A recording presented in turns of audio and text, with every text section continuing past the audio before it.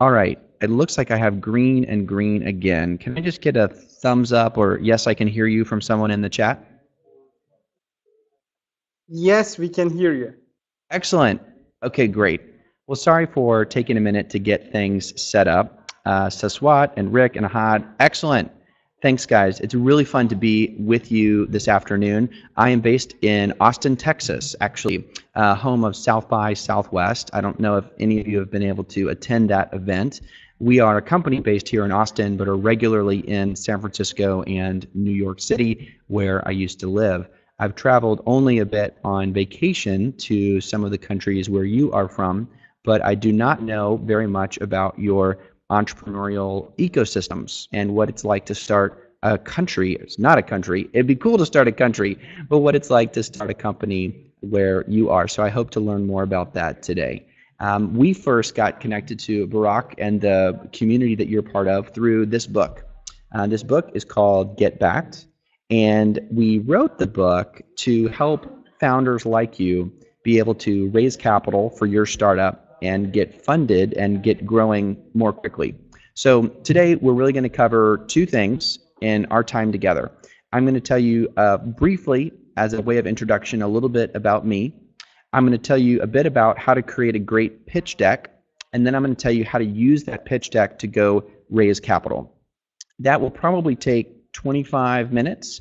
I'm going to have Barack talk a little bit about ways that this information can be made more helpful to you all, given some different challenges that you face in your countries.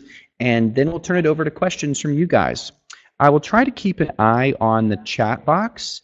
So if you have a question about something I'm talking about right in that moment, like you don't understand a slide or you have a quick question, please note it in the chat box and I'll try to glance at that and answer that question. And then certainly be saving your questions for larger conversation topics for the second half of our time together to talk through those as a Q&A as the whole group.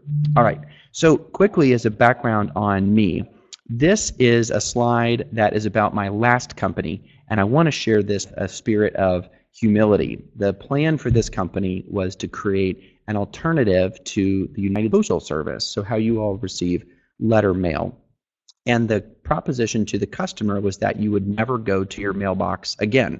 All of your mail would come to you on your iPhone. So we built and we're scaling that company. And as we were growing that company, we were basically had the core partnership shut down by our federal government, which runs the Postal Service.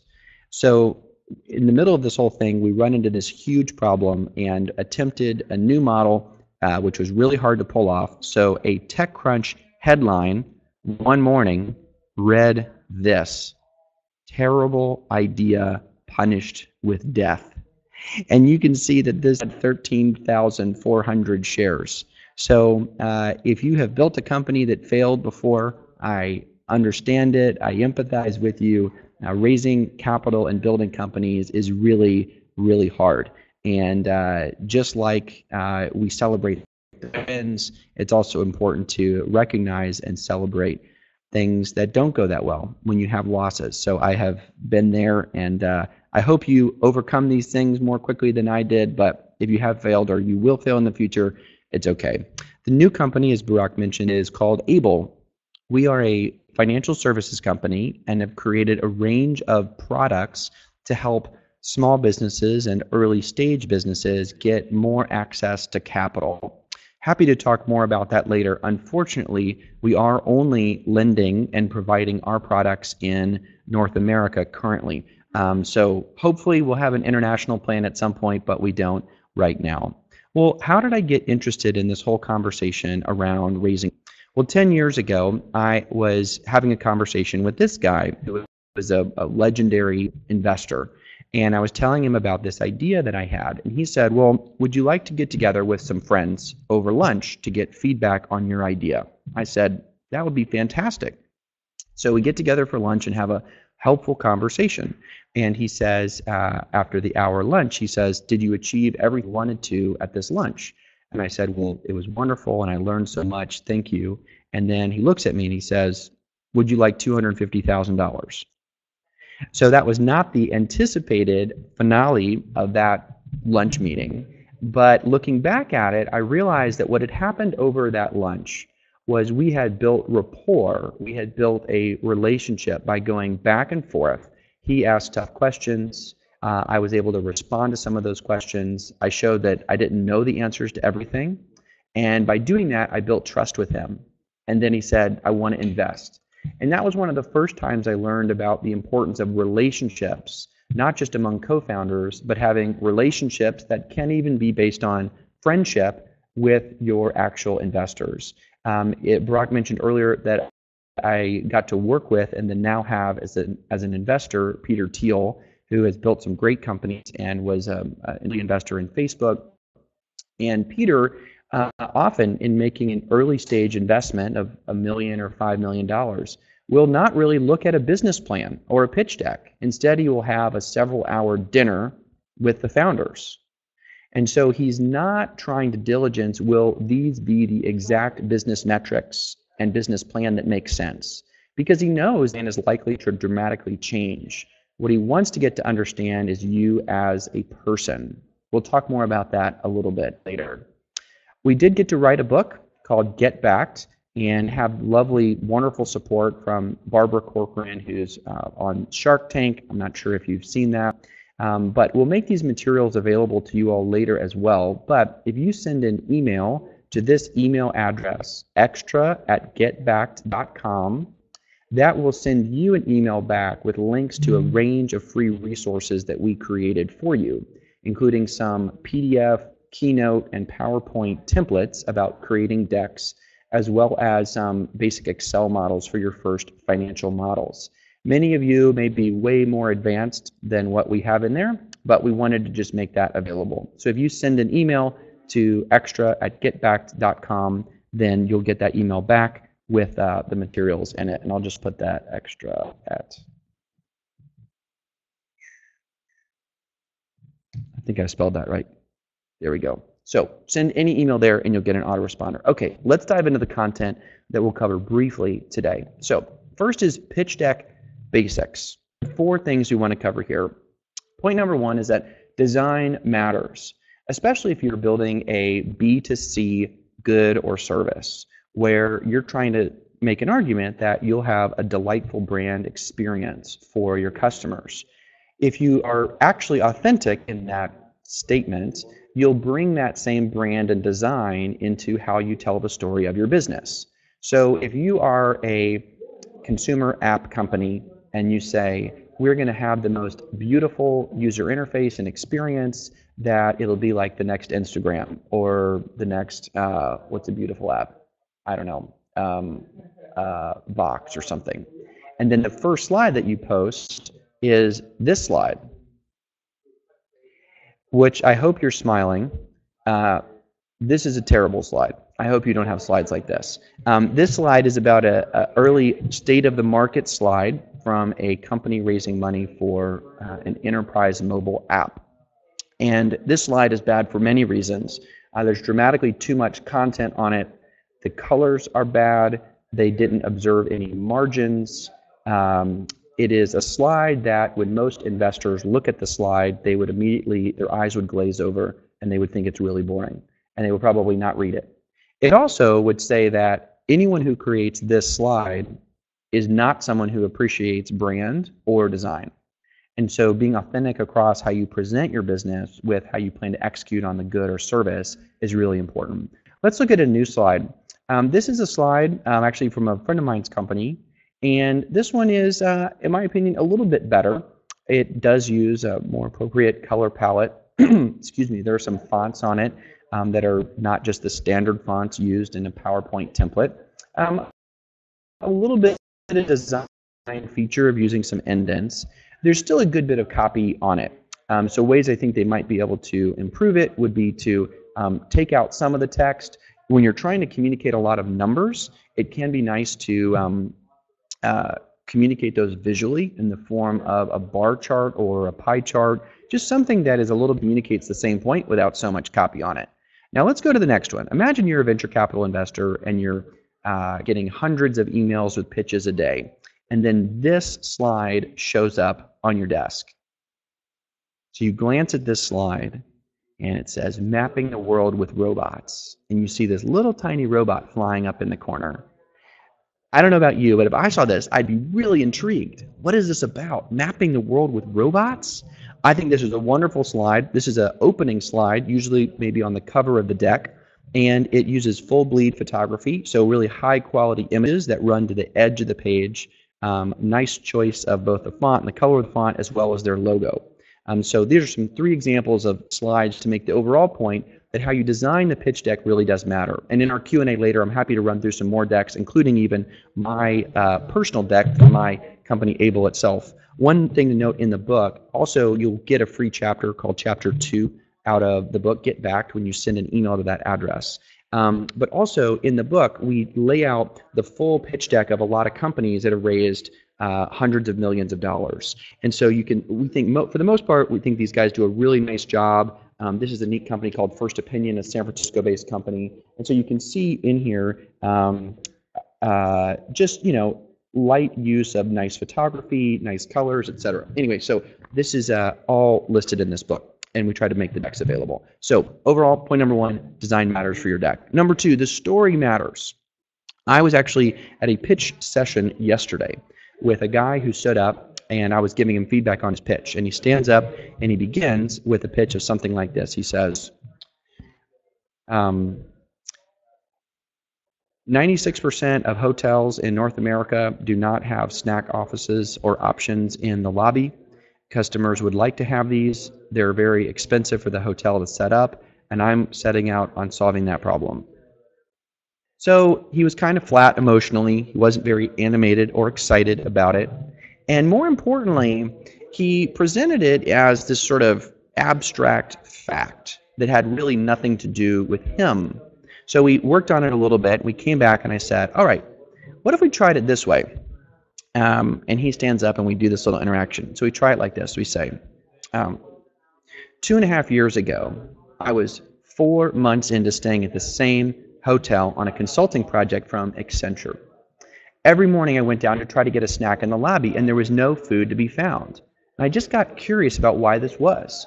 So, using all the resources at Accenture, I did all this research to learn about the state of food vendors. And once I learned how broken the system is, I was just confident that I was going to go build this business. So the nice thing about that story is it is a connection to you as a founder and why you matter as that founder and why you have what we call founder company fit. So many of you have probably heard the concept of product market fit. Now that makes a lot of sense. You want a product that finds a demand in the market, and that will hopefully mean low acquisition cost and high lifetime value of the customer. I also believe that there's a thing called a founder company fit, and that gets to you as a person and what is your story and why did you personally start that company. What that helps you get to is credibility with the investor that you are going to be a fanatic about building that and making it work. Quick example here, this is LensCrafters trying to sell eyewear to children. This is their website. It looks like they use some stock photography here, and they have a little description about why kids need eyewear, but really no sense of story at all to this company. Why does LensCrafters sell eyeglasses to kids? Well, it makes money. That's kind of all you need to know. Well, consider this company. This is a friend of mine's company named Jonas Paul. These are a picture of some kids, so the photography is beautiful, the product looks really nice. And you see right here, okay, kids' glasses with a purpose. Right up front, it talks about why they do what they do. And then when you go to view, they have a wonderful video explaining why they started this company. It actually turns out that they had a child who had an eye disease. And they set out to look for products, namely eyeglasses for their kid, and learned how bad the industry was. They were great product designers. They before had no interest in eyewear, but had this experience. And so as an investor, you have this sense of like, gosh, what a powerful story. They are so focused on serving this customer who is their own son that I know they're going to be fired up and stick with it to go build a great business. So how does your own personal story fit into the broader narrative you're telling? Last, a kind of a practical point here on the core slides. I imagine many of you have studied a lot of this. We, through examining over 100 pitch decks that all were successful in raising capital, backed out what these are our kind of master set of 10 slides.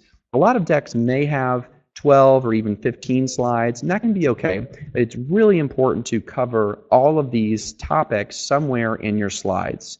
A quick example of these are actually in my co-author's slide deck. This is for his company, Treehouse. And this is what I do want to flag here is this is what we call the reading deck. So you'll notice, I think, a great use of color, typography. You have some mixture of, this is a matrix showing different logos to help people understand the market easily. You have a 3D image rendering to help people get a concept of, wow, why is green building actually important? So nice use of mixing things up here. On this, you see investments highlight as a slide. And I'll note here, this is a lot of copy. And so this is an example of what we call the reading deck. And so I begin all my decks actually in Microsoft Excel. I start by listing out the core slides in column A.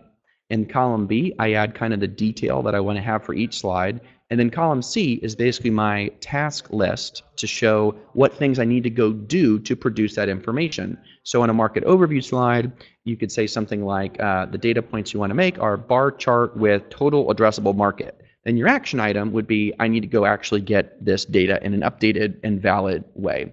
So I begin by designing it in Excel, then I move into laying it out in Keynote. If you have the option to use Keynote, out of the gates, Keynote begins with a more elegant and modular design that's easier to edit versus PowerPoint. And then you begin by building that deck. Now, the two versions of the deck we call are the presentation deck and the reading deck. The reading deck is a deck that you would send to an investor ahead of time, and they would take the time to sit and read on their own all of the slides. So you can see here this investments slide. I did see some notes in here, a few notes about how can you buy the book. The book's on Amazon. We'll get on here and post a link a little bit later. I actually recommend it in print if possible. It is coming out in 4 languages, which we'll talk about maybe later. You can get it on Kindle, but I actually think it's pretty bad on Kindle. If you need it on Kindle, you can get it, but it is better as in print, I think. So the two versions of the deck are the reading and the presentation. So the presentation deck is the deck you'd use to support an oral defense of the business. So you're at a demo day, you are in an investor pitch, you're even walking a potential hire through the business. So you're using a set of slides to assist what you're saying out loud. So for example, if you put this investments highlight slide up, which all this copy on it, you put that slide up, what the person you're talking to is probably going to do is tune you out and instead just read exactly what's on the slide. So the presentation deck has very little copy on it, and you will be speaking over it. The reading deck must be able to be read sitting by someone alone. So it's the same set of slides, but the presentation deck has much less copy on it. The reading deck has a lot more copy on it. Those are some basics around the pitch deck. So the pitch deck is this set of slides as a PDF, Keynote, PowerPoint presentation that articulates basically making the case for someone to invest in your business. A point we love to emphasize in the book is that pitch decks are not only for raising capital. If you have a startup and you don't have a pitch deck, I would actually argue that you don't have a startup. Many people say that I don't have a deck yet because I haven't completed my full idea or I don't have all the data. We encourage people to go ahead and create the shell of your deck today because it reminds you of the components of the business you have to figure out. So is it just you today? What do you put on your team slide? You list your name and your bio, and then maybe you list like CTO, head of product, and maybe list some features of that person. Laying out your full pitch deck now will help cast a vision for what you have to build in the future. So once you have the pitch deck, the question is, how do you use the deck to go actually raise capital? So let's dive into that topic right now. You've got a wonderful pitch deck, you've got a great idea, and you're trying to go raise capital to fund your business. I will recognize up front that this is written for an American or North American audience of people raising venture capital in the United States. So we'll have Barack hop on in a few minutes to explain ways that this advice might not be right for you guys. And I recognize that, and thank you for your kind of flexibility on this. So There are 5 sources of equity capital. So as we think about the balance sheet, we have 2 financing options of debt and equity. Debt comes with it anticipated future payments being made back on both the principal and an interest rate on the debt. Debt's usually only for companies that are generating revenues. Then on the equity side, equity is selling part of your business in exchange for cash. So when people come buy part of your business, they become owners of it, and their anticipated exit is on a future event of your company either going public or being bought by another company. The portion of the business that they own would be returned to them in the form of cash. 2 basic options. Now, there are 5 rough funding options on the equity side. In this chart, we see from the x-axis, beginning with the seed stage, moving all the way up to the late stage, and then how much money you're trying to raise on the y-axis. So in general, you might think about these different buckets of capital being relevant for you over time. So you start out with an accelerator, then move up to crowdfunding or friends and family, angel investors and angel groups, all the way up to formal venture capital funds are the pools of people you can go pitch for money. There are sort of 2 standard structures of how people pursue, and I just want to make sure you're familiar with the nomenclature or how people say and communicate these terms. I hear a lot of terms and acronyms that I often do not know what they mean. So I want to make sure that you know what these basic terms mean. There's 2 basic rounds or basic structures for how to build your equity financing round. The first is what we call a priced round. A priced round means that you're establishing a valuation for the business up front. You're offering for sale a portion of the equity, and then based on that price, the investor is buying a portion of that equity. The language you'd use to describe this, thing like this: I'm raising meaning how much money you're raising, $1 million, on 5, meaning on a $5 million pre-money valuation, for a 6 post. So this means that you're raising $1 million on a $5 million valuation, meaning that your business is currently valued at $5 million. The post-money valuation, post-money, just means after the new money has come in. Post-money, what is the new valuation? And that is simply the actual valuation plus the cash that you received from the investment equals the post-money valuation. So how much you raising? Raising $1 million. What's your pre-money? 5. So that would be 1 on 5 for 6 post. The other instrument is a convertible note. The convertible note is technically a debt instrument which can have an interest rate with it, but it really functions more like equity. So in this model, you would say you're raising $1 million, and then there's 2 major components that you'd want to focus on in the negotiation. One is what's called the discount rate. The discount is basically a reward to the lender for being an early participant in supporting your company. The greater the discount, the greater the reward given to the investor in the form of when that debt converts into equity. So basically, if you raise money on a $10 million, you're doing a cap right now, you're doing a convertible note, and you have a 20% discount. You bring in $1 million. If you then go raise another $1 million in a year from now at a $10 million pre-money valuation, the person who had the convertible note would convert that note into equity at effectively an $8 million valuation. So what you need to know as a founder is that you want to have a smaller discount, so a lower discount. 10% is better than a 20% discount. You also like to have a higher cap.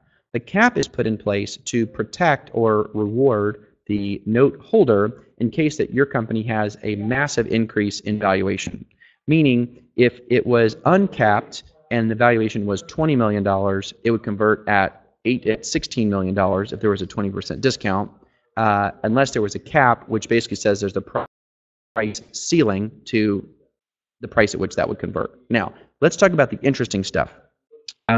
Yes, I will certainly send you guys these slides as well. Yeah, happy to do that. So this is the funnel. Now, I meet a lot of founders and I ask them, how is your fundraising going? And they say like this: well, I'm really encouraged. We have had a number of very positive conversations. We're feeling good about it. Okay. Now, if you ask that same person about their sales pipeline, how are sales going? If they said something like, we've had some really encouraging conversations, I think you would say, what are you talking about? You need to know what your numbers are. How many have you had? How many have you converted? How much revenue have you generated? What is the churn on that customer base? You'd have all kinds of questions. What we find is that people are very lazy when it comes to being disciplined and raising capital, whereas they can be very focused when they're pursuing customers. But yet both are really the same process. So this is a funnel, just like you'd have on a sales funnel. You have to identify investors to be at the top of the funnel. So who are you targeting? You've got to find a way to go pitch them. So you need to get meetings with them to have the chance to explain your business. Then you need to generate momentum to get a few people to commit to get the round done, and then you need to close the round. So a few tips on this process now, and then we'll break in about maybe 6 or 7 minutes for Q&A and some time with Barak. So targeting. These are very possibly North American focused data sources for you guys, but I think they could possibly still be helpful. So the first question is, who are you going to go pitch to ask for money? There are two tools that I like to use. One is CB Insights, which is for Crunchbase Insights. The other is AngelList. And these are databases of both companies as well as investors, but also importantly, they're also databases of investments, meaning you can say, I live in Dubai and I'm looking for all the companies that raised between $1 million and $5 million in the last 12 months. And it should actually give you an exportable list of all of those companies. So then you see which companies raised money, and then for many of them, you can see who the investors were. So it's important to think about your overall close rate. For our last equity round, we began with a list of over 100 investors that we were going to pitch. We ended up actually pitching 46. We had in-person meetings with about 30. We then received 2 term sheets and closed 1. So we're really good at this, and we had a close rate of 2%. So let's say that you're like way better than I am, like you're going to be twice as good as I am, and you're going to close 4%. That means that you need, at least 25, 30 more meetings in order to close 1 investor. So you need a really long list of people.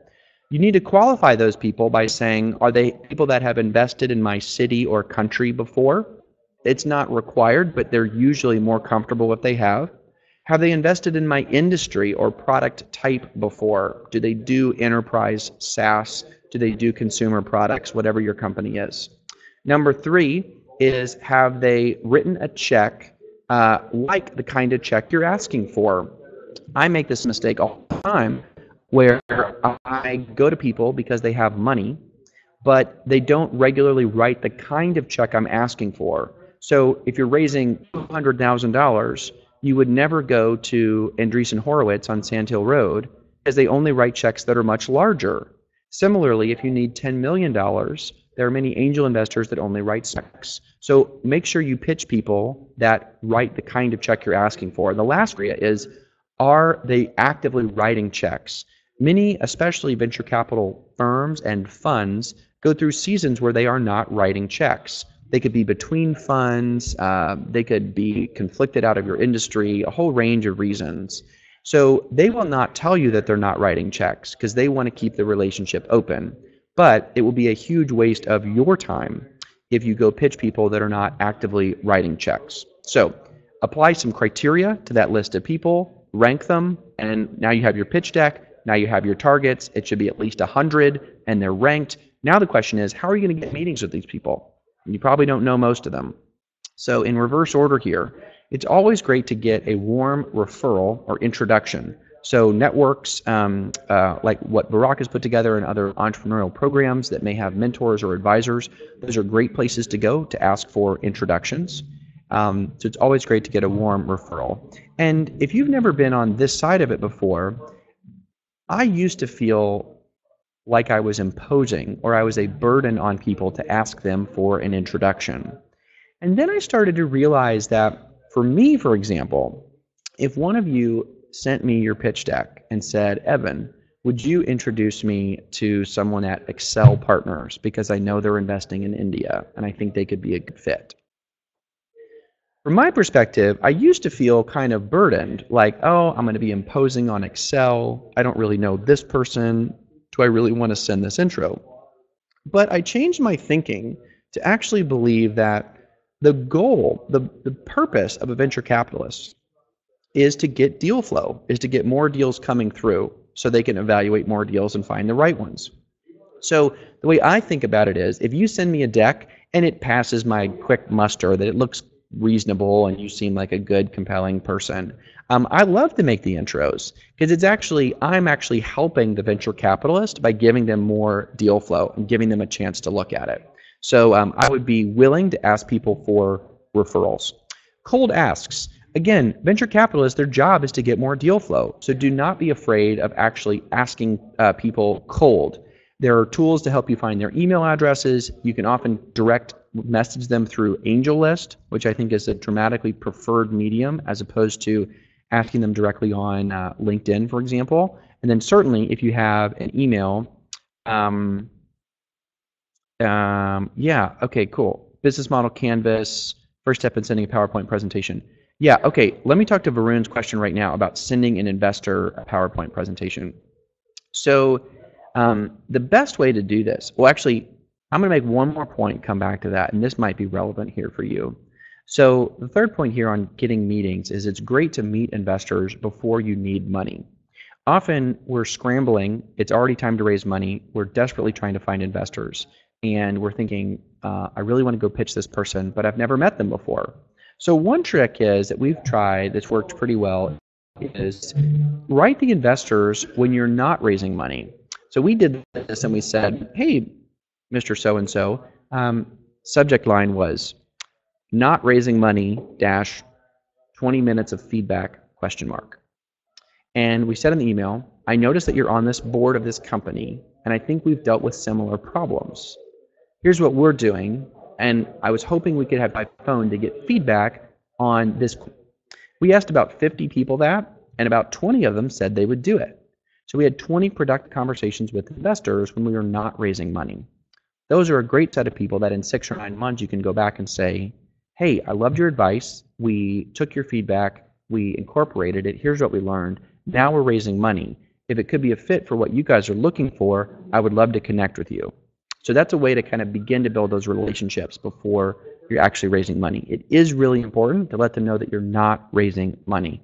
You don't want people to think you're in some sort of gray zone of sort of flirting with raising money. So from Varun's perspective, his question about sending PowerPoint presentations to investors, I think a great model in the referral approach is, let's say that you wanted to reach Jim Baehr at Excel, and you and I chatted, and you were going to go through a referral through me. What I would say to you is send me an email that says, hey, Evan, I enjoyed our conversation. Thank you for all the wonderful feedback, and your offer to make the introduction to Jim Baehr at Excel. So you establish that you and I talked. Then you want to establish why you want to talk to Jim.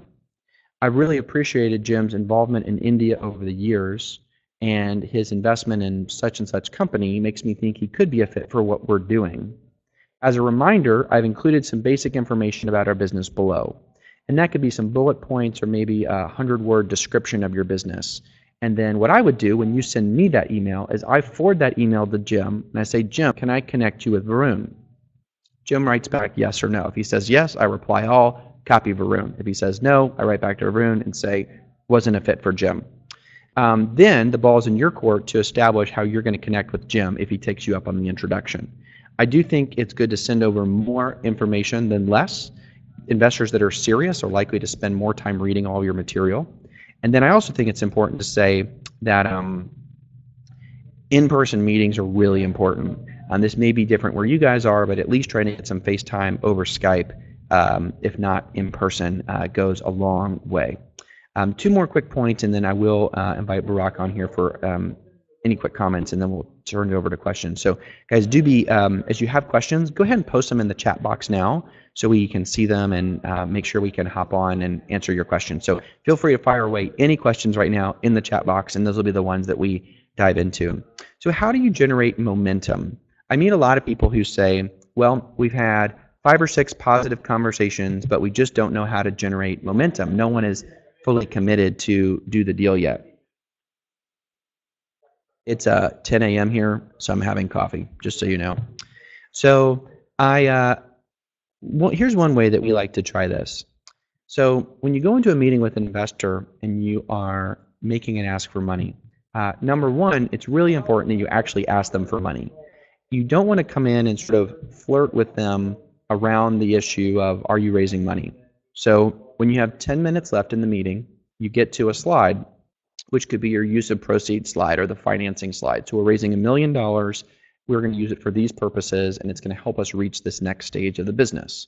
So you get to that point in the conversation, and what I used to do is say something like, well, if you're interested later, let me know. You can send me an email. Just keep me posted. And then I would try to leave the meeting.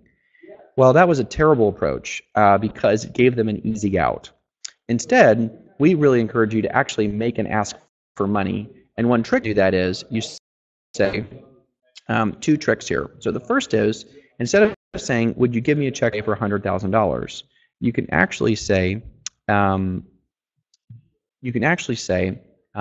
we're raising $1 million in a convertible note, and we are looking for great partners, and we think you could really be.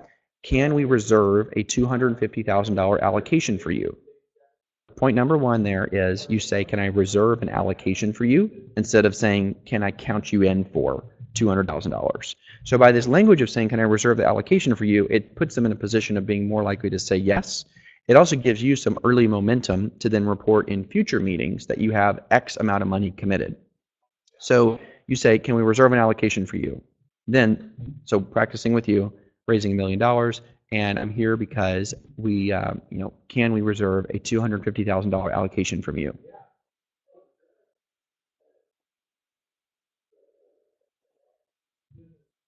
Did you feel how long that sip of coffee was? Okay, that's actually what you do. I wasn't just drinking my coffee. I was, but it made a point. The point is, I literally encourage you to have a glass of water, and after you ask someone for money, to take a long sip of that water glass. This sounds really silly, but what it does is it gets you to stop talking and forces the ball back into their court so that they are forced to give you an answer or an indicator of if they're likely to be in your round. They can either say yes or no, and they can tell you today or in a long time from now. A horrible thing for founders is to get the long no, meaning you go through round after round after round of conversations with investors, and then eventually you get to a no, but it takes a long time to get there. A quick no, a no today in this meeting, is very valuable because it means you can cross them off your list and move on to other people. It's also often the case that yeses are usually very quick. So if you've had 2 or 3 rounds with an investor and they're still not in, they're probably not going to invest. So try to get them to commit to a reserved allocation in that meeting and then take a sip of water. The last slide I'll put up here is just an example. This is a screenshot of a tool I use called Contactually. It's a CRM tool. You don't have to use this tool, but I want to just explain what this is. So here you can see the 6 or 7 stages in our last equity financing round. People were on the wait list, people we then need to schedule a deal with, we've scheduled the deal with them, we've met them, we did diligence with them, we're in our second round, and then we have an offer. So we organized it this way, and this is a snapshot from the middle of our financing round, to help us remember where all the deals are. So this individual deal is Khosla, and then everyone listed with Khosla is actually part of that deal itself. And using a tool like this, or actually any other CRM tool, or even using Microsoft Excel, keeps you organized and honest and focused on what investors do you need to circle back with and who are you going to go to next. So the broad point on how to go raise capital, how to organize the roadshow itself, is that you should be as disciplined and metrics driven with your fundraising as you are with your own customer acquisition. So, Barack, let's do this. I'm going to have you hop on and video or audio. Maybe if you want to just talk for a few minutes. There's probably things that I said that are totally wrong, or just any added layer to what we went through relative to where many of the participants are. Evan, thank you for the great presentation. We are very happy to host you today in our. I will be talking about very briefly the calculations you have done and some legal differences. Although there are many differences in legal structures in many countries in the region, I think the knowledge you have told in the presentation is global. All the set that we have to know. It is not differences. It shouldn't be different in depending on the country structure, especially pre-money evaluations, post-money evaluations. Global terms and calculations. In our acceleration process, we also teach the same terms when the startups are in the early stage, especially seed and idea stage.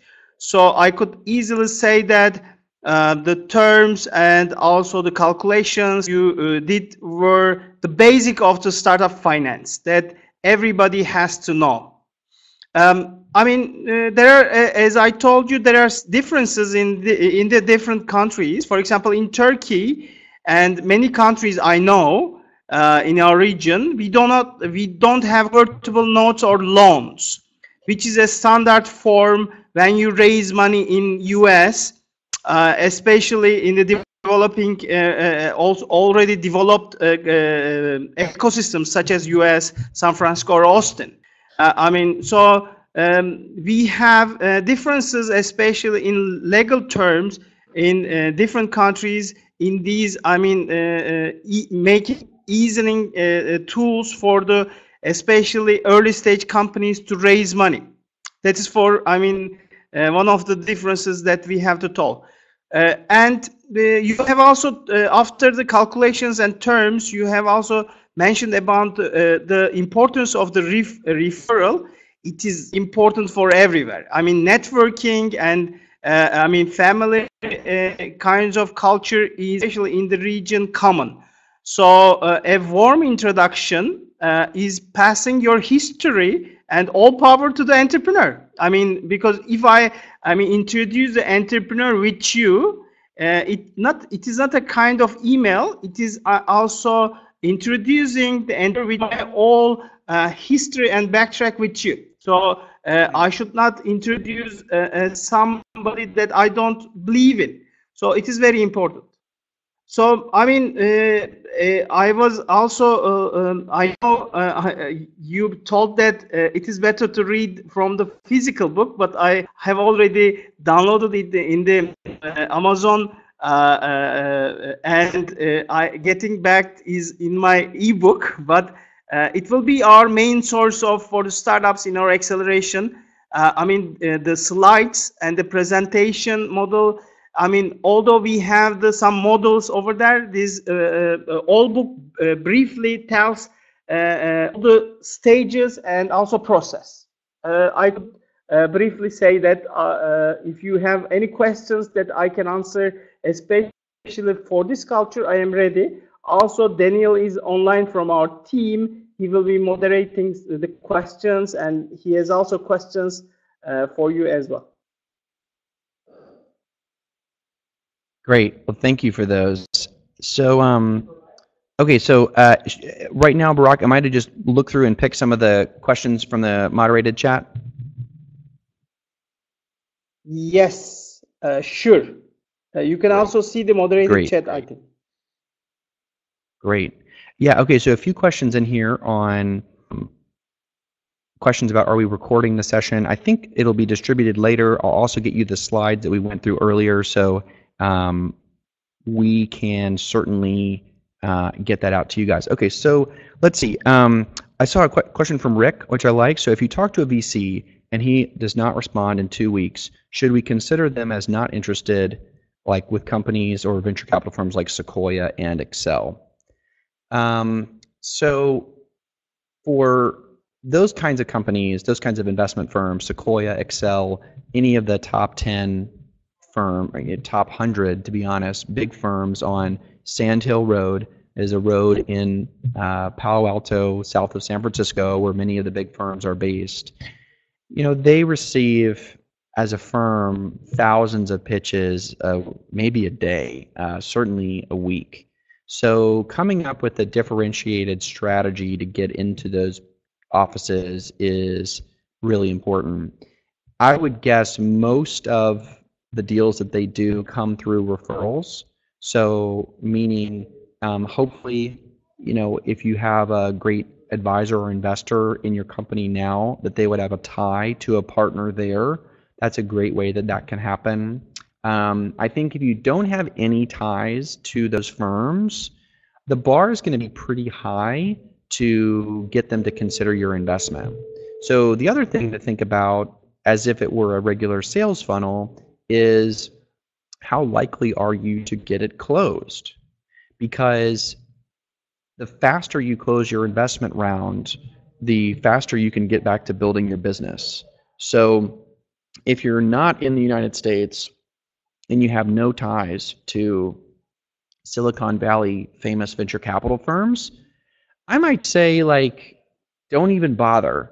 Now, the exception would be, so Mike Maples, who's on our board and he's an investor in Twitter, was the first investor in Twitter. Mike, his line is, well, how do you raise money? Well, 2 steps. Be awesome, syndicate the truth. So if you're building a company in Turkey or Nigeria and you're killing it, you're just getting a ton of growth and it's growing massively and you're making a bunch of money, those can be the kinds of stories that would get you on the radar of one of those big firms. The other important thing to qualify, I think, is if a firm like Sequoia has never invested in a company in your country, it is probably very unlikely that they will invest in your company. So you do want to qualify the investors based on where they have invested before. Okay, I see Arvind asking about, can I apply for funding with just an idea? So yeah, this gets to a question about how built out does the plan or the vision have to be before you raise money. And it is, it's really there's a big asterisk on this. It kind of depends. So what is an idea? The great fear from investors is that your company will not find product market fit. Product market fit is reflected in a business model where you have a cost of acquisition of the customer, which we call the CAC, that is less than, that is less than some multiple of the lifetime value of the customer. So the basic math here on a subscription SaaS company is, let's say it costs you $100 to acquire the customer, and then you generate $10 per month from that customer in terms of profit. In that model, what would be essential is that you hold on to that customer, retain them for at least 10 months to have lifetime value of the customer that's greater than cost of acquisition. It'd be great if you had some multiple of that. So I share that first to say, try not to get buried in really detailed financial models. For many companies, it is most important to understand the few drivers of your business that are really key to making it profitable. And for many technology companies, it literally is as simple as those 2 metrics. Now they have a few components to them, but cost of acquisition and lifetime value of the customer. So when you say, can I raise money with just an idea? Well, if it's literally only the idea itself, you probably cannot raise money. But you could spend a week and actually collect a lot of really interesting data about your idea. Let's pick a stupid example. All right, let's say that this is my idea. My idea is actually a full bottom to top of the cup cardboard sleeve for coffee cups. And my idea was I used to just put the simple half cup one on. I regularly got burned or it was hard to open. And I just said, this is my idea, is this piece of a coffee cup like this. Okay. Well, I went to someone, tries to raise money and said, here's my idea. And they're like, well, how much money are you going to make? Do people want to buy it? How are you going to sell it? You have no idea. So that will certainly not raise money. But there'd be some pretty simple ways to go collect a lot of information about this.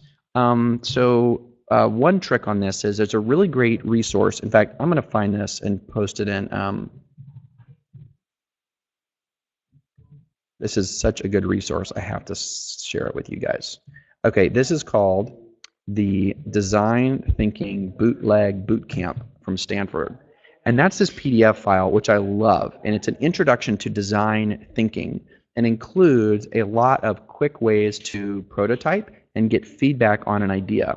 So one example would be, all right, I'm going to go to a Starbucks and I'm going to have these coffee sleeves and I'm just going to stand there in the corner, and when people come over to get sugar in their coffee cup, I'm going to say, hey, would you be interested in a free coffee cup holder? We've seen that it better protects your hands and better fits in your cup holder in your car. Okay, so you say that to 100 people. Well, it costs you basically nothing to make these probably, and you'd say, well, how many of those 100 people said they wanted it? Okay, so that's like, did people say yes for free? It is really important to try to get people to pay for something, because what people say to you versus what they do economically is a really important distinction. So level one is like, all right, at the coffee shop, 3 out of the 100 said yes. They all thought I was like some creeper guy at the coffee stand, like handing them some laced cup or something. Okay, so you might have feedback from that. The next example would be, let's take 10 people that we know, give them a little digital camera or have them with their iPhone, and you'd say, I want you to go get coffee over the next 3 days, every day. And I want you to photograph your experience with getting your coffee cup. Just take as many pictures as you can. So take a bunch of pictures. Then after they've done that for 3 days, you go sit with them and you say, walk me through all the pictures that you just took. Help me understand what the process was like. So these are design thinking based ways to get early feedback on products that you've built. So the point there is, don't only raise money on the idea. Have an idea, have it built out, but we all need to be just insanely focused on finding that product market fit, which is a lot about, have I really understood what the customer needs, and is the customer willing to pay me money for the thing that I've built? There's a great chapter 3 in a book called The 4 Steps to the Epiphany, and I don't know if you guys use that in your, I'll just post a link of it here. 4 Step, it's on Amazon. I think you can only get it in paperback. I think it's not even on Kindle, but it is a really great book. Chapter 3 is on customer discovery, and it really gets to this process that even before or after you raise money are great ways to be disciplined about raising capital. Okay, let's see other questions. Brock, do you see any that you really want me to hop on? There's some good ones in here. I mean, you could select the good ones. Okay.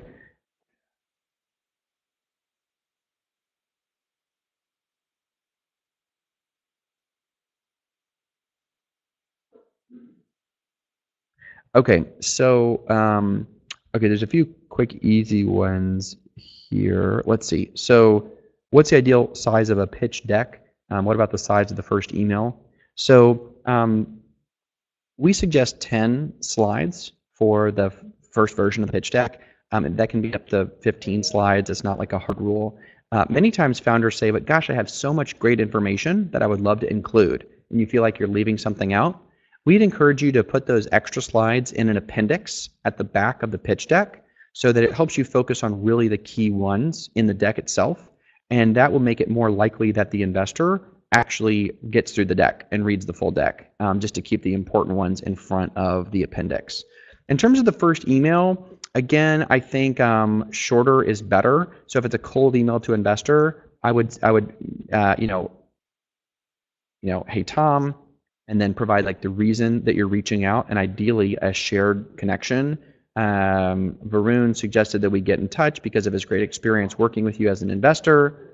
I have a company that does XYZ. I've included the executive summary below. I will be in London next week and would love to get together with you for an hour. So keeping that email pretty tight and dropping the basic information on your company, but sort of below your email signature. Keep that information at the bottom. Okay, is it possible not to present any financials at the seed stage? Who can know the truth at the seed stage, says Aiden. Yeah, great question. So I think for many seed and even Series A startups, the financials slide and the conversations around the financials are less about what the financials actually are and a lot more about how you think about the financials and to demonstrate if you understand the key drivers of the business itself. So I think you need to have a financial model built. The investor probably knows that it is not true. You're lying, but that it's not substantiated because it's not based on historicals. And like we were mentioning before, really understanding what your key drivers are really important. So the core components beyond just cost of acquisition, lifetime value. So cost of acquisition would speak to what are your channels of acquisition, how much money do you have to spend on those channels, both in hard costs, if you're, for example, buying Google ads, or if you're paying staff people to be on a sales team or run marketing itself. On the lifetime value of the customer side, the few variables you should really understand are, so top line revenue. So what's the price they're paying? How frequently do they pay that price? Do you sell multiple products? So how much revenue are you generating on the transactions? Some rough notion of the cost. So specifically if you're making a physical good, you think about your margin. So you sell the dollar for a cup and a cup costs you 30 cents. So you have 70 cents falling to the bottom. So having some sort of sense of like how much does it cost you to generate each marginal unit. And then especially with respect to LTV, you have to think about the churn or the total number of times that the customer will purchase with you. So churn reflects the business model of it being a subscription service. So if it's $10 a month, it's really important to keep customers for as many months as possible because they're repeating that transaction every month. If you're a one-time purchase model, then you want to think about how frequently they might purchase. So they might purchase, 100 cups for the year or something. So I do think showing that you understand how the financials work and that you're focused on really the right important ones. And it's okay not to have really complex models presented. Farhan asked a good question. What's an opportunity for a fresh or new graduate? I get this question a lot. I'm excited that people are wanting to be entrepreneurs and are thinking about, how do I find an idea or how do I start a company? And there's another book I'll recommend. And let me actually here. This is even better. So I'm going to post a Medium article here. And this turned into a book, and I just read the book, and I think the book is excellent. And let me post this article. So this is a really nice read, and it's on this distinction between should and must, and how you live your life. And the argument is that we get very burdened by the should. So you should make an income, you should get a 401k retirement fund, you should be able to send your kids to good school, all these different shoulds, none of which are bad. But what she helps you do through this book is decide on what is your must, and do you have a must? And many of the great founders have this kind of crazy spirit of there's this thing I absolutely must do. I think you probably see it very visibly in Elon Musk, in the SpaceX efforts. We absolutely must get to Mars. And so he did not come up with the Mars idea by building an Excel model or pro-con. He was just like, I'm totally insane about this idea. There's some exercises, I think, in that article that can help you get to, do you have a must? And how, if you don't immediately have one, how would you get to your must? Okay, Kevin's got some good questions. I have 3 worries. They say investors are not your friends. It's true because they come from far, only to ask you simple quiz prototype questions and you die. Well, I hope that's a metaphor. Death by investor is very bad. But okay, let's do it. They say banks do not buy ideas, but they give loans. How to choose a mentor. I do not support the way you are assigned a mentor and you should choose. Okay, cool. Okay, I think, yes, a few good questions in there, Kevin. So they say investors are not your friends. What we try to argue in the book is that the kinds of investors that you want to have are people that you can likely build rapport with and even close investment from once you build a relationship with them. Now, friendship translates probably in different ways. I'm not sure you'll be best friends. I'm not sure that you'll go out and play soccer together. But the idea is to just connect with that person on a more personal level about what they're excited about what you find really hard about running your business, and that when you have that personal rapport, you're not only more likely to get the investment, you're actually more likely to have a good working relationship with them once they have invested in you. I heard recently one litmus for how to pick investors was they said something like, what you should do is you should ask this question. If something bad happens at your company, is your first reaction to pick up the phone and call that investor and explain what happened and get their feedback? Or is your reaction, I really need to put together a good story about what happened so I can sort of explain it to the investor? And you really want the kinds of people in the former category, investors that are going to be people that you can be honest with about what's really hard, and you can ask them specifically for help. Now, in your questions here, cool, yeah, Barack, I think we're probably just about up on time. So there are investors out there that are bad actors. It is important to diligence those investors, so you can ask for referrals from other people. You can ask them. It's very fair to say, tell me about other questions or other investors or companies that you've invested in. Cool, thanks. So it is important to have some diligence on those investors, so that does make a lot of sense. I think we're probably up on time. I just want to share, I want to share one more thing with you guys. Peter Thiel has a really great book. I think audio's on. Peter Thiel has a really great, I'm getting this reverb, hopefully you can still hear me. Peter Thiel has a really great book called 0 to 1. And he makes a really interesting argument in the book. And he says that there are two kinds of optimists in the world. There are indefinite optimists, and an indefinite optimist is someone that believes the world will get better, but they're not exactly sure how. So they just spend time with people who are trying to make the world better. Then there are definite optimists. And definite optimists are people that believe that the world will get better, but they have a specific plan for how to make it better. And those people, generally, we call entrepreneurs. So I'm excited that you guys from men and women from all over the world literally are in the definite optimist camp. And you are doing this crazy thing called entrepreneurship, which is heroic and very hard, but very worth doing. So stay with it. Hopefully some of these materials have been helpful. We will get you an email with some additional materials in it. You can email that email us again, reminder just extra@getback.com, which will have an autoresponder with some content in it. And then really eager to see you guys succeed in this wonderful program that Barack has put together. So thanks for having me today. God bless. Keep it up from Austin, Texas.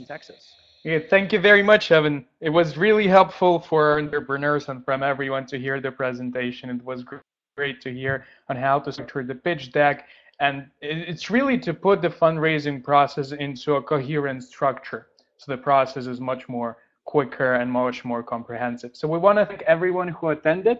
We're glad to host Evan Baehr with us, and we hope to see him in our startup Istanbul. And we at TetaHome are always open to receive your pitch ideas. You can always email us or apply for one of our conferences with your business ideas, and we'll be very, very glad to review them and help you on this journey. Thank you, everyone, for attending. Have a great day, guys. Thanks, Brock. Thanks, Brock. Evan, thank you, and hope to see you in Istanbul. I'd love it. In our conferences. We will contact with you after the webinar. Great. Thanks.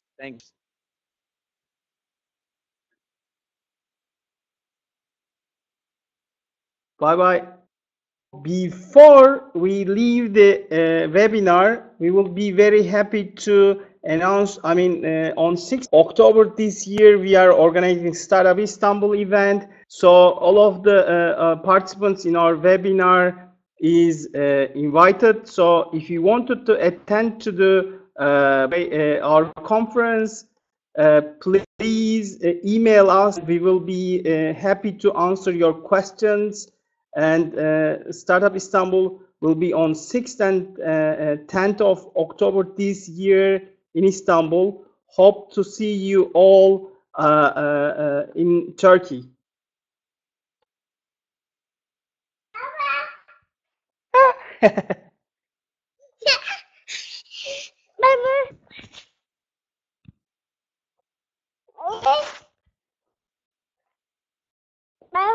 El salla. Bay bay yap.